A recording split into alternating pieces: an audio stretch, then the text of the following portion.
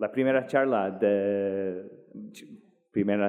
intervención oral esta mañana va a ser de Agustí Sala, que nos va a hablar del empleo de microscopía de rayos X en análisis de pinturas de óleo sobre lienzo biodeterioradas por Aspergillus. Gracias, Agustí. Bueno, pues muchas gracias, Scott, por la presentación. Quería también mencionar a las doctoras Susana Martín Rey y Pilar Bosch, que también son coautoras de este trabajo, y junto con Teresa Domenech son las directoras, ¿se me escucha? Ay, perdón, las directoras de la tesis doctoral, de la cual también está dentro de este trabajo, ¿no? La presentación tiene un capítulo de introducción, objetivos, materiales y métodos, resultados y conclusiones. Sin embargo, me gustaría empezar con estas dos fotografías, que creo que representan bastante bien lo que vemos los restauradores cuando nos enfrentamos a este tipo de obras con este tipo de patologías. Generalmente es verdad que en Caballete suelen crecer en los reversos los hongos, más que en el anverso, porque las condiciones son más apropiadas. Pero como veis también son característicos de las pinturas en el anverso. Como ha comentado Balme, son un problema, porque suponen patologías como la acidificación, cambios cromáticos o alteraciones químicas y físico-mecánicas. Claro, tradicionalmente en los talleres de restauración, y así se ha podido consultar en la bibliografía, se ha empleado etanol al 70% en agua como un tratamiento para la eliminación de estos hongos. Y bueno, en este trabajo lo que queríamos ver era un poco cómo actuaba a nivel morfológico y gracias al estudio con XRM ese tratamiento en las capas internas de la pintura, que como veremos permite ver esta técnica de análisis. Tradicionalmente, el biodeterioro en Caballete se ha estudiado con microscopía óptica o también con el SEM, que son técnicas muy útiles, pero que tal vez la XRM da otro punto de vista. Esta técnica es una técnica analítica de tomografía computerizada que además incorpora lentes de microscopio. Utiliza rayos X y ha sido empleada también en áreas como las ciencias ambientales, de materiales, también en patrimonio. Y lo que nos interesaba a nosotros era que permitía la retratabilidad de la muestra. Es decir, podíamos coger una muestra e introducirla en el microscopio, extraerla del microscopio, tratarla con cualquier biocida y volverla a introducir para volverla a analizar. No es el objetivo de la presentación, pero sí que quería comentar un poco las condiciones de ensayo. Y es que es importante, en primer lugar, el tamaño del voxel, que el equivalente es el equivalente al píxel, pero en 3D, digamos. También es importante el objetivo, como en cualquier microscopio, y depende del material, del grosor del material. También dependiendo de la muestra, si es orgánica o inorgánica, pues bueno, se ajusta el microscopio a la intensidad, a la potencia o incluso el filtro. Por supuesto, el número de proyecciones, porque ahora veremos por qué es importante, y el tiempo entre cada proyección también va a depender las horas de trabajo que está actuando el microscopio. Este es el aspecto de un microscopio de rayos X. Cuenta con una fuente, una muestra y un detector. En el centro de la pantalla veréis que hay una plataforma circular. Aquí es donde se sitúa la muestra y esa plataforma tiene la capacidad de girar 360 grados.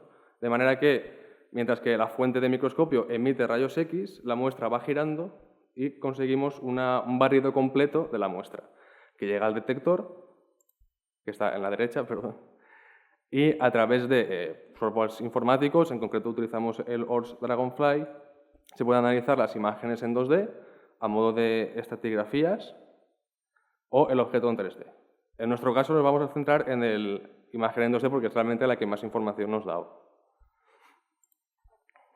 Entonces, hasta aquí, ¿cuáles son los objetivos? Ya he comentado que uno de ellos era ver a nivel morfológico el efecto del etanol entre las capas, pero también de manera inevitable también hemos podido caracterizar el biodeterioro de este tipo de hongos, el Aspergillus westerdorfii. ¿Y por qué este hongo?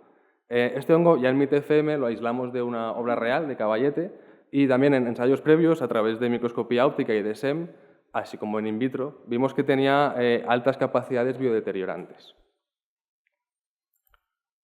En cuanto a los materiales, este es el microscopio que tenemos ahí en el servicio de microscopía de la UPV.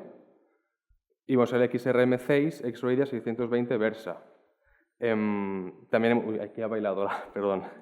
También hemos utilizado una probeta de pintura al óleo sobre lienzo, que está compuesta por un soporte tradicional, un apresto de cola, también una preparación tradicional a la media creta y una pintura al óleo, en este caso sí que era comercial. Como veis en la imagen, está totalmente colonizada in vitro por Aspergillus westerdichia y, como digo, ha sido aislado de una obra real con este tipo de problemas. Este es el hongo en una placa Petri, en concreto en medio Sabrubagar, a los 15 días. Vemos que tiene la morfología típica de un Aspergillus. Y este es el mismo hongo, pero en microscopía, ya aislado, o sea, inoculado, perdón, en la probeta. Quiero que nos fijemos en este tipo de estructuras anatómicas, que son las que luego vamos a ver también en las muestras, ¿no? Vemos aquí las vesículas con los conidios y también los conidióforos de este tipo de hongos.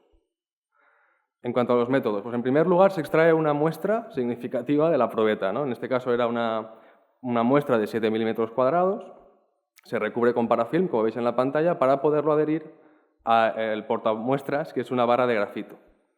Se realiza un primer análisis con las condiciones que veis aquí en la pantalla. Es importante, o sea, el tamaño del voxel era de 1,1 micras, es muy pequeño.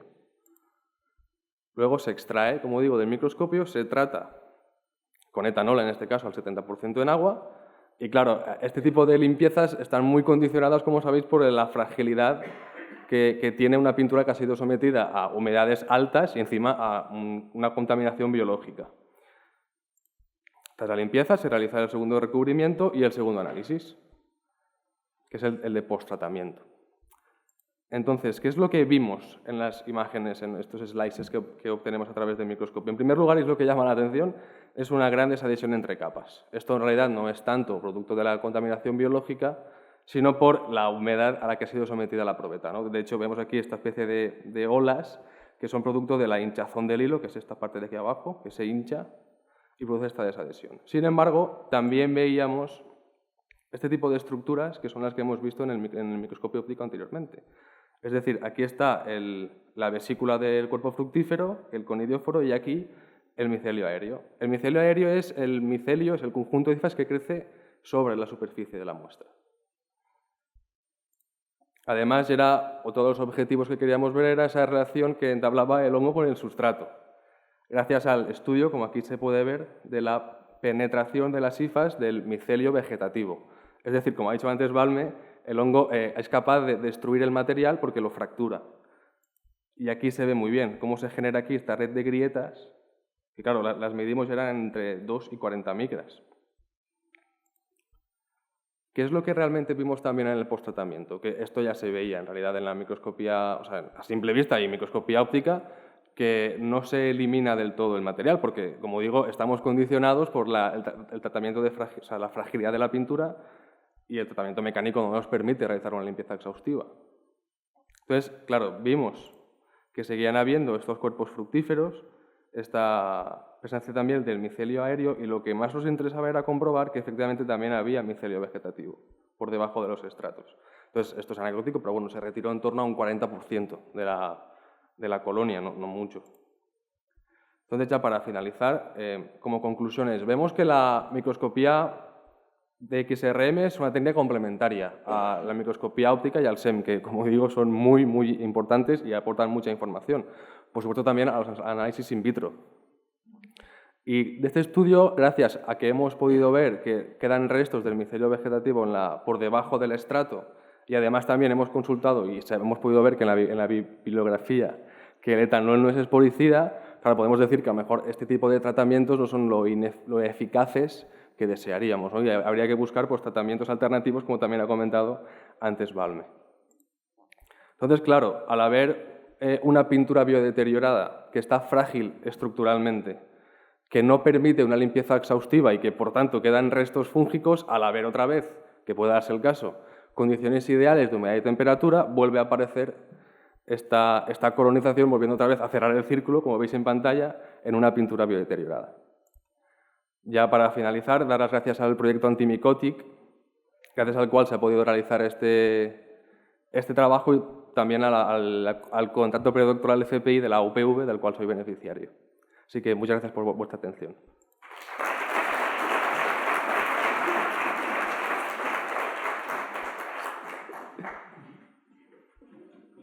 ¿Hay alguna pregunta para Agustín de la sala? tengo una pregunta. ¿Has probado otro tipo de producto biocida? En este caso, para este estudio probamos el etanol porque es el tradicional, es el que siempre se suele utilizar junto con otros, es verdad, comerciales, pero para este ensayo, como queríamos partir desde el principio, hemos probado solo este tradicional, de momento, para este tipo de estudios. ¿Y tienes planificado hacer mirar un amplio rango de diferentes Sí, tipos sí, de claro, productos? queremos probar también los tradicionales y luego las alternativas verdes, que sí que sean las que realmente, pues bueno, aporten, aparte de ese grado de eficacia que era el que queríamos encontrar, también que sean más sostenibles para el medio ambiente y también, como ha comentado también antes Balme, para la salud del propio restaurador, sí, sí. Entonces, esta técnica entraría como como parte de un protocolo analítico Claro, exacto, diagnóstico exacto. más tratamiento. Exacto, sí, a ver, lo que queremos es también aplicarla como un complemento. Es decir, tenemos, y están muy bien, los análisis in vitro, la microscopía óptica y el SEM, que dan muchísima información, son muy útiles, pero claro, a lo mejor esta técnica, al permitir la retratabilidad de la misma muestra, sí que nos aporta a lo mejor más información que por ejemplo, el SEM. Cierto. Gracias. ¿Hay alguna pregunta más? ¿No? Oh, no. Bueno, sí, Teresa, ¿y hay una pregunta en medio? Sí.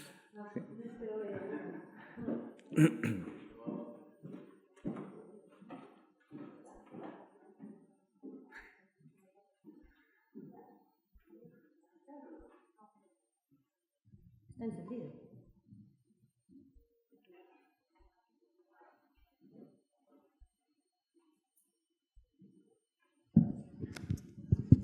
Vale, sí. Mi duda era con respecto al alcohol. Me explico. Yo siempre había tenido entendido, sin ser experto en la materia, ¿no?, pero que se empleaba el alcohol precisamente porque muy a menudo se utiliza alcohol sanitario que tiene un 1 o un 2% de cloruro de benzoalcohólico, que es lo que estaban utilizando en las cuevas de Lascaux. Mi pregunta es si utilizasteis alcohol absoluto, o sea, un alcohol puro de laboratorio, mezclado al 70% con agua, o si empleasteis este tipo de alcoholes de uso sanitario, 96 grados, que en restauración se suele utilizar muy a menudo, y que precisamente tiene ese 1 o 2% de, bueno, a baja cantidad, ¿no?, de biocidas. Sí, a ver, empleamos el alcohol al 70% en agua porque en los estudios que pudimos comprobar dice que es realmente el más eficaz. O sea, se han hecho estudios comparando el alcohol puro con el alcohol al 70% y es lo que hemos visto que es el que realmente mejor funciona en comparación con el alcohol puro. Entonces, por eso decidimos elegir este tipo de tratamiento. Ya, pero que era alcohol de... O sea, era etanol. Alcohol etanol puro. Etanol, Duro, que etanol. No era el de uso sanitario que No, que etanol lleva al 70% en agua. Vale, perfecto. Gracias.